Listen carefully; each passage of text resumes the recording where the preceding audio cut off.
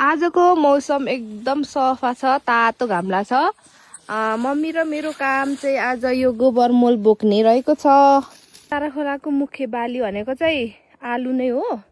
आलु लगाउने काम पनि लगभग सकिसक्यो भन्ने नै भयो। धेरै जस्तो सकिसक्यो, कोही बाँकी रह्यो होला।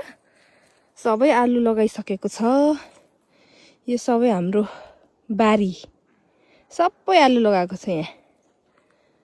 आलु अहिले चाहिँ अब रोप्ने बित्तिकै पानी पर्यो, जोस् राम्रै हुन्छ कि भन्ने आशा छ। हेरौँ कतिको हुन्छ। मैले मसिनो आलु रोपेको भिडियो हालेको यही बारीको कतिको फल्छ है। अब आउँदाखेरि मल लिएर आउने, ओह्रालो जाँदाखेरि दाउरा लहर जाने। जौँ फेरि यत्तिको भए, त्यही पनि जौँमा नि यो तिते साग मात्र उम्रे। यो उकालो मल बोक्दाखेरि फ्याँ परिन्छ।